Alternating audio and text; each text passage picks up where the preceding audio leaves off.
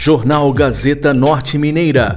Oferecimento Maximin Clube. O máximo prazer nos mínimos detalhes. E Net Fácil. Viva Conectado. Olá, começa agora mais uma edição do Jornal Gazeta Norte Mineira e você vai ficar ainda mais informado. Então não sai daí.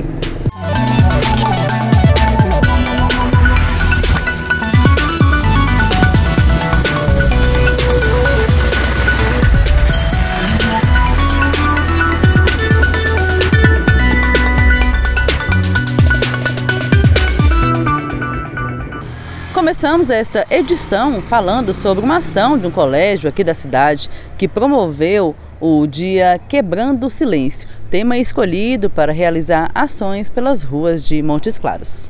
E os adventistas quebraram o silêncio neste final de semana em Montes Claros e em todo o norte e noroeste de Minas Gerais. Então é um trabalho de conscientização e é uma hora que a igreja apresenta para a sociedade temas que são relevantes. Então acreditamos que nesses últimos dias falar sobre violência digital, sobre bullying, sobre os maus que as telas fazem, então é muito relevante para esse momento. Então a igreja tem feito esse trabalho não só aqui em Montes Claros, mas também em toda a América do Sul, com o projeto Quebrando o Silêncio.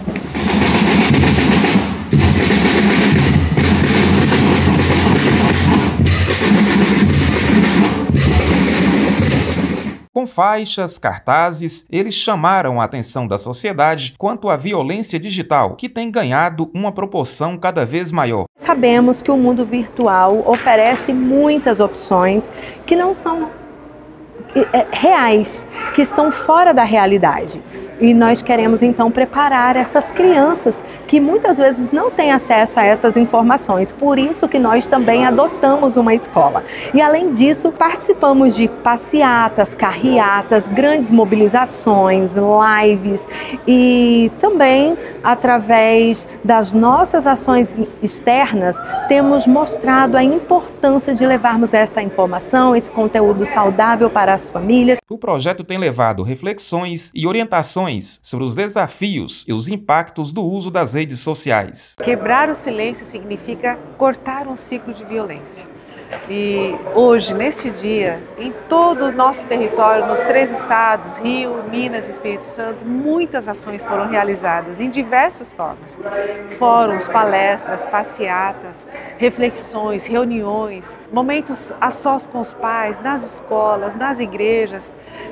Nós também desenvolvemos um projeto pedagógico para trabalhar isso mais direcionado nas escolas, porque o que nós queremos é promover ações do bem. A campanha Quebrando o Silêncio deste ano incentiva diálogos urgentes sobre os perigos ocultos no mundo virtual, além de promover um ambiente seguro para essas interações. Fiquei muito feliz de ver as nossas igrejas no norte e noroeste de Minas envolvidas com o tema do Quebrando o Silêncio, que esse ano fala sobre a violência digital. Eu acho ele extremamente relevante, levando em consideração que hoje em dia todo mundo está conectado. Algumas pessoas mais, outras menos, outras até não deveriam estar conectadas, como as nossas crianças, mas quando a gente olha por aí, a gente vê que na realidade muitas das nossas crianças, de maneira assim muito cedo, já estão entrando nas redes sociais, já estão tendo acesso a várias coisas, né? Então esse tipo de conteúdo, ele ajuda demais as pessoas a terem informações para saber como conviver nesse ambiente digital, né? Mas sobretudo como se proteger, para não viver nesse ambiente de violência, não promover a violência, mas sobretudo poder se proteger, proteger a sua família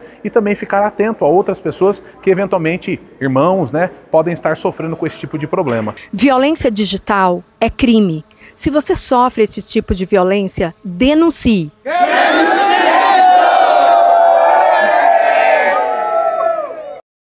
Bom, e agora destacamos o senador Carlos Viana, que foi eleito presidente da Comissão Parlamentar Mista do Inquérito, a CPMI, que investiga o INSS, o Instituto Nacional do Seguro Social. Ele fez um balanço do primeiro dia de trabalho e destacou as expectativas para as próximas reuniões. Nós conseguimos, na primeira reunião efetiva da CPMI do INSS, um acordo.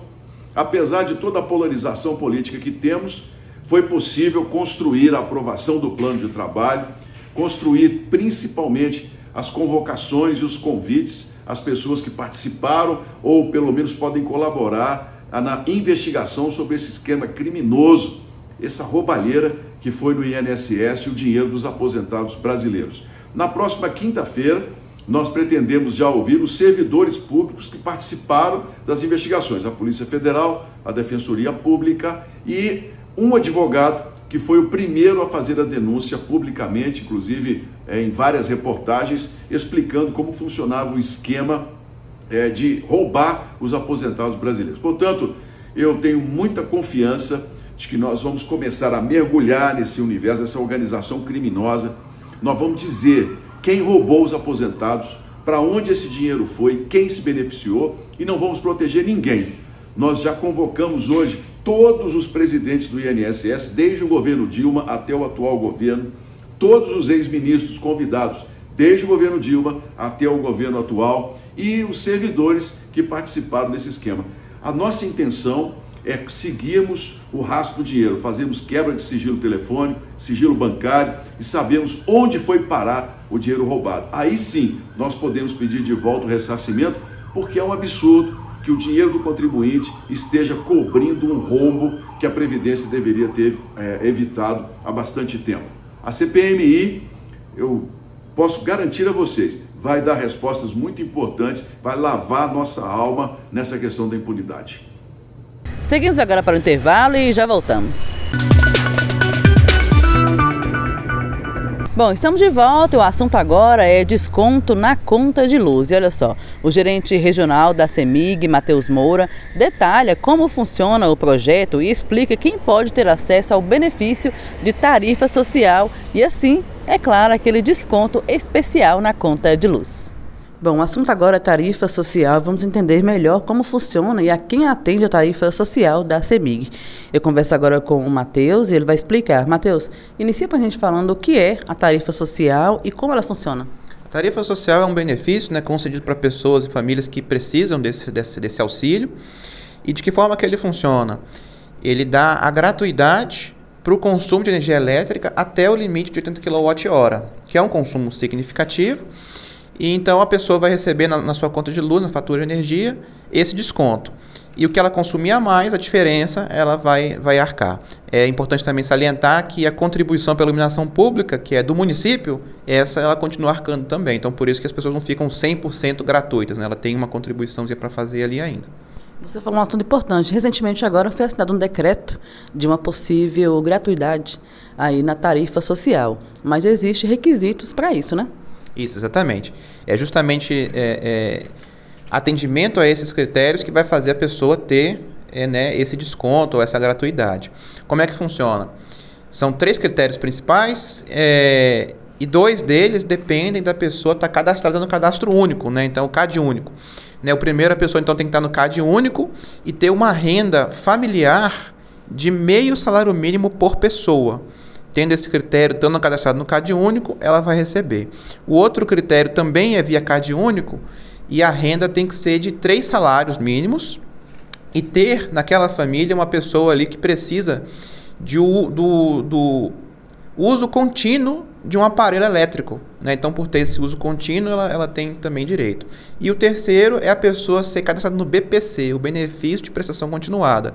Também é um critério, ou seja, a pessoa também tem necessidade de ter o fornecimento de energia, então tem essa tarifa auxiliando. Você falou os requisitos, né, e critérios importantes, então não é qualquer família que vai ter acesso a esse desconto, né? Existem os requisitos necessários para famílias de baixa renda. E como o consumidor pode se cadastrar para receber esse benefício? Isso aí, não, a parte legal, a vantagem é que não precisa fazer um cadastro específico na CEMIG. Basta que ela tenha o cadastro, né, tenha o CAD único dela feito, isso já é comunicado para a CEMIG automaticamente. É claro, se houver alguma dúvida, alguma coisa nesse sentido, pode procurar os pontos de atendimento presencial da CEMIG e esclarecer. A pessoa quer olhar, poxa, será que eu tenho, será que eu não tenho? O primeiro lugar que ela pode olhar também é pegar a fatura dela, a conta de energia dela, e olhar no cantinho superior direito, vai ter assim, subclasse. Se tiver residencial baixa renda, quer dizer que ela já está recebendo, né, esse benefício.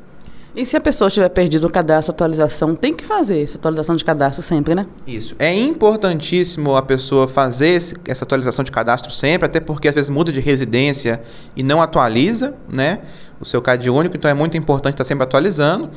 E porque de 2 em 2 anos, se a informação chegar para a CEMIG via governo federal que aquela pessoa não tem mais direito, a CEMIG vai automaticamente fazer esse descadastro. Então é importante que para a CEMIG receber esse cadastro bacaninha sempre, é importante que a pessoa sempre também atualize.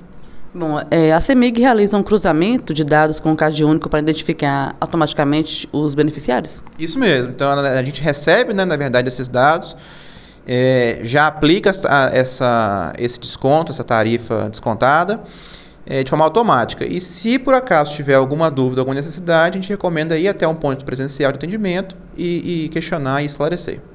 Bom, hoje em porcentagem, quantas famílias, assim, em média, né, famílias mineiras são atendidas pela tarifa social? E assim, há uma estimativa de quantas ainda têm direito e não recebem porque não cadastrou, não atualizou? 100% das famílias que a CEMIG recebe a informação do governo federal são contempladas. Para nós, é uma informação que chega já pronta. Aí cabe, cada município tem o seu levantamento um pouquinho diferente, né? Cada região tem característica diferente, mas para a CEMIG não tem problema. Recebeu essa informação para nós, a gente automaticamente vai aplicar na conta. Eu queria que você reforçasse agora para a Câmara quais são os critérios, né, os requisitos básicos para fazer o cadastro ou verificar se você tem que atualizar. Então, os requisitos para você ser atendido nesse programa aí de tarifa descontada, então são 3. O primeiro, estar cadastrado no CAD único e a família ter a renda familiar de meio salário mínimo por pessoa. O outro é estar cadastrado no CAD único e a renda ser de 3 salários mínimos, a renda total, e ter uma pessoa que necessita de um uso de um aparelho elétrico que fique constantemente para poder, né, sobreviver. E o terceiro é estar cadastrado no BPC, o Benefício de Prestação Continuada. São os 3 critérios que a pessoa tem que estar cadastrada, e isso vai ser automaticamente informado para a CEMIG, e vai ser, se a pessoa tiver uma conta de luz no nome dela, vai receber o desconto na tarifa. Bom, e para quem quer atualizar, não sabe se ouviu que perdeu o desconto, como atualizar? Não precisa falar com a CEMIG diretamente, basta fazer o seu cadastro no CAD único que vai automaticamente ser informado para a CEMIG. Bom, então é isso. Para quem ainda tinha dúvidas sobre como adquirir, como acessar, né, a tarifa social, tá aí. Seguimos agora para o intervalo e já voltamos. Estamos de volta, agora a gente fala sobre agronegócio aqui no norte de Minas e o tema agora é a produção de cana e seus derivados na agroindústria de pequeno porte da agricultura familiar. O projeto Safra já contabiliza mais de 3.779 agroindústrias em funcionamento. Sobre a produção de cana e seus derivados no estado de Minas Gerais, queria um destaque para as agroindústrias de pequeno porte da agricultura familiar. E aí a gente traz aqui os dados do Safra Agroindústria da Emater, onde localizamos 3.779 agroindústrias de pequeno porte de produção de derivados de cana. Grande parte dessa nossas cachaças de alambique, aguardentes de cana, mas também rapaduras. Então a gente tem um trabalho voltado para esse público na Emater. Ano passado, 2024, realizamos o primeiro concurso de qualidade das cachaças de alambique e das aguardentes de cana do nosso estado, que foi um tremendo sucesso, com uma avaliação isenta, pautado no apoio à melhoria contínua da qualidade desse produto tão característico da nossa identidade, da nossa cultura e da nossa história, mas também com o fomento à regularização, porque dos 3.779 agroindústrias de cana, apenas 7,72% são regularizados. E a gente traz para o concurso apenas esses produtos regularizados, incentivando que aqueles que não estão, eles retomem esse processo de incentivo à regularização, e a gente sabe que com isso nós vamos agregar valor, é essa valorização, é essa promoção, é esse apoio ao setor produtivo que a Emater traz com as suas políticas, agregado a todo o sistema de agricultura, onde podemos também falar sobre o Diga Sim ao Sim, onde todo o serviço de inspeção também é valorizado para a regularização de propriedades de produção de produtos característicos da nossa agricultura familiar, e uma gama de infinidade de atuações integradas de Emater, IMA, EPAMIG, coordenados pela Secretaria de Agricultura, Pecuária e Abastecimento. Continuamos nesse trabalho, apoiando o produtor no caminho do progresso, do desenvolvimento e da melhoria de vida de suas famílias. Bom, e falando sobre esse tema, cana-de-açúcar, não podemos deixar de falar sobre o projeto Cachaça Legal, uma iniciativa do governo que busca incentivar a regularização dos empreendimentos do setor e também valorizar a produção da cachaça mineira. A mão calejada que empunha firmemente o facão é do seu Donizete, da comunidade Morro Redondo, em Turmalina, no Vale do Jequitinhonha. A destreza com que ele abre caminho em meio aos 6 hectares de canavial vem de uma longa trajetória no ofício. Há mais de 35 anos, ele e o melhor amigo, o seu Jeremias, atuam juntos no processamento da cana-de-açúcar para a produção de cachaças. Enquanto um realiza a colheita manual, o outro se prepara para fazer a moagem da cana, separando a garapa do bagaço. Trabalho feito em plena sintonia. A história da gente, a história minha e dele, não, é como diz, não distancia muito não, sabe? Que a origem da gente foi essa, né? De moagem, eu vim desde pequeno, desde 15 anos que eu mexo com rapadura, mas meu pai, né, mexia, né? Então nós já moí muito engenho de pau, né? Então isso aí, pra gente, é uma história que a gente fica na mente da gente para muito tempo. O atual processo de fabricação da bebida resulta em uma cachaça de alto valor agregado, produzida e engarrafada respeitando os padrões sanitários. Mas para chegar neste patamar de excelência, algumas melhorias processuais foram necessárias. Nós usávamos a fermentação, né? Era coxo de madeira quando nós começamos, né? Muitos anos. Aí depois nós resolvemos colocar a fermentação nas caixas. Essas caixas de plástico, né? Comprava esses litros brancos, tirava o rótulo de vinho, né? Enchia os litros e saía entregando nos mercados, sabe? Quando a produção acontece nessas condições, o INMA faz os apontamentos quanto aos desvios da conformidade. Toda vez que um fiscal agropecuário do Instituto Mineiro de Agropecuária adentrar sua propriedade, ele está buscando conformidade. Ele não busca nada diferente daquilo. E essa conformidade é para que o ambiente de negócio, o ambiente produtivo, ele seja o mais saudável possível. Para aperfeiçoar o rigor no processamento e fabricação da bebida, os amigos produtores da Cachaça Redonda receberam do IMA, o Instituto Mineiro de Agropecuária, a indicação de que os processos de fabricação precisavam ser aprimorados. Para isso, a produção foi momentaneamente interrompida para passar pelas adequações. E dá para imaginar que naquele momento os dois amigos quase desistiram do empreendimento? É igual, a gente sentiu, fala assim, gente, nós mais de 30 anos, nós mexemos cachaça aqui, quase 35 anos, ver acontecer isso agora. Eu falei assim, fazer o quê, Pensou em parar? Eu pensei em parar. Mas justamente no momento em que o desejo de desistir falava mais alto, os dois amigos descobriram que a força da união era maior do que qualquer dificuldade. O seu Antônio, mais conhecido como Tunico, cunhado e parceiro de caminhada, acreditou no potencial da dupla e decidiu estender a mão. Foi ele quem abraçou a causa da legalização sanitária do alambique e ajudou a tirar o sonho do papel. Eu vi que eles ficaram chocados, assim, sem rumo. Entendeu? E falei para eles, vamos fazer uma parceria, isso não pode parar não, né? Vamos continuar com a Cachaça Redonda, vamos fazer o registro e até que decidimos, né, juntar aí, né, para buscar o registro, fazer, né, criar a CNPJ, criar a identidade, né, desse produto, para estar realmente colocando no mercado e começamos, né? Com a ideia mais estruturada, veio outro apoio fundamental. A Emater Minas entrou na história, trazendo o respaldo técnico que faltava para transformar o pequeno alambique em um modelo de produção. O apoio da Emater à agricultura familiar, ao fomento na regularização da agroindústria, possibilita que aquele produtor que tem o seu produto, que quer valorizar, expandir, colocar no mercado, a Emater é uma parceira nesse sentido. Amparados pela empresa pública, a tão sonhada regularização do empreendimento finalmente aconteceu. Alegria até difícil de descrever. É a mesma coisa você estar esperando, né, uma coisa acontecer, né? É a mesma coisa você fazer um jogo na lota e falar, será que eu vou ganhar? Então nós estávamos nessa conquista, né? Nós estávamos nesse ponto, né?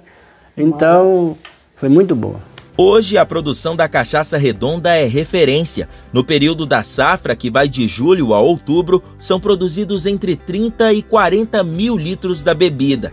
Todo o processo é feito com cuidado e critérios bem definidos. A cana é moída no mesmo dia da colheita, dentro das primeiras 24 horas, que é para evitar fermentações indesejadas. A garapa precisa atingir um Brix entre 14 e 15 graus, que indica a boa fermentação do açúcar. Depois da moagem, o caldo segue para as dornas de fermentação, onde permanece por um dia até secar todo o doce e sobrar apenas o álcool. Em seguida, o líquido é levado para o alambique, onde ocorre a destilação. A cachaça é então armazenada em dornas de aço inox com capacidade de 3.000 litros, onde descansa por um ano até atingir o ponto ideal de envelhecimento. Após esse período, o produto é filtrado, o teor alcoólico é ajustado para 42 graus e então vem a etapa de higienização, que consiste no envase, rotulagem e comercialização. Agora, com a regularização, os produtores passaram a contar com o apoio da Emater Minas também na comercialização. A Cachaça Redonda ganhou espaço no site Educampo, o primeiro site de gestão pública do país que conecta diretamente quem produz e quem consome. Quem assumiu essa frente foi a Ana Paula, filha do seu Donizete, um típico exemplo de sucessão familiar bem-sucedida.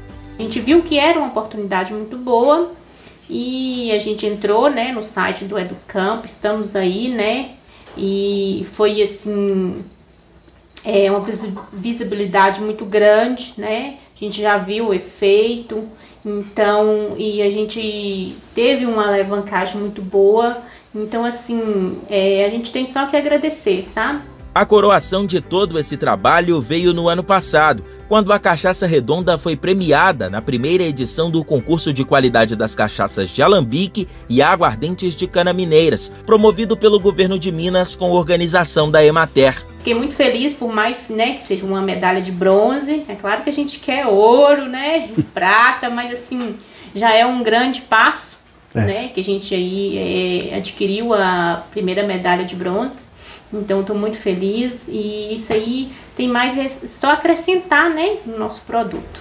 Hoje, ao olhar para trás, os produtores reconhecem a importância do apoio prestado pelas instituições públicas, parceria que transformou uma ideia desacreditada em um empreendimento de sucesso. Agora eu já falo assim, o INBA tinha que fiscalizar mais. Ser parceiro de qualquer um órgão, Deus que ele esteja para ajudar, seria uma boa coisa e um bom conhecimento.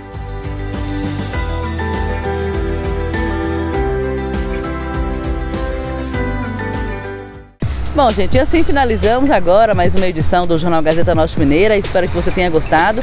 E lembrando que para você ficar sempre informado com os principais fatos e acontecimentos, basta você acessar o nosso portal gazetanortemineira.com.br. Lá você confere o programa Rondas Gerais com Rafael Bicalho, que traz aí a notícia em cima do fato, e também o De Olho na Cidade com Felipe Guzmão, com os principais fatos ocorridos aqui na região. Eu fico por aqui, nos encontramos na próxima edição. Até lá!